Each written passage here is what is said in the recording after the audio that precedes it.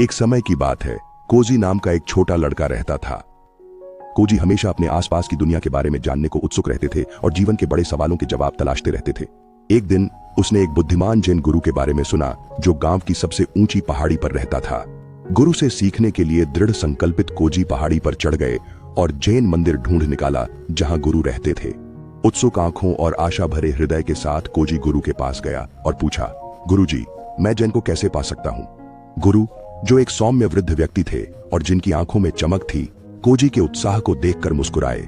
उन्होंने शांतिपूर्वक उत्तर दिया, 10 वर्ष। कोजी का दृढ़ संकल्प और भी मजबूत हो गया। लेकिन अगर मैं और भी कठिन परिश्रम करूं गुरुजी, तो फिर मैं जैन को कितनी जल्दी पा सकता हूं? गुरुजी ने उत्तर देने से पहले क्षण भर के लिए विराम लिया। 20 वर्ष। उलझन में लेकिन अविचलित कोजी ने जोर देकर कहा, गुरु, क्या होगा अगर मैं खुद को पूरी तरह से समर्पित कर दूं? तो फिर इसमें कितना समय लगेगा? बुद्धिमानी से सिर हिलाते हुए गुरु ने उत्तर दिया, 30 वर्ष। कोजी की आत्मा डूब गई और वह अपनी उलझन व्यक्त करने से खुद को नहीं रोक सका। गुरुजी, मैं समझ नहीं पाया। मैं जितना ज्यादा मेहनत करने का वादा करता हूं, मुझे उतना ही ज्यादा समय लगता है। ऐसा क्यों है? गुरु ने शांत मुस्कान के साथ कोजी की ओर देखा। उन्होंने धीरे से समझाया कि जब आपकी एक आंख लक्ष्य पर टिकी होती है तो आपकी केवल एक आंख ही अपने मार्ग पर होती है।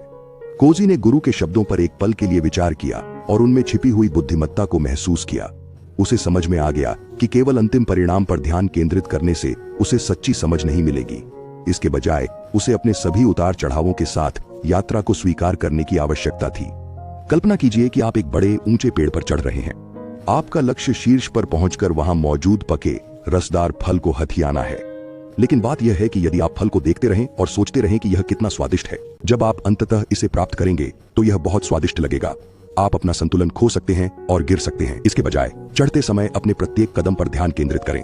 ध्यान दें कि आप अपने हाथ और पैर कहां रखते हैं।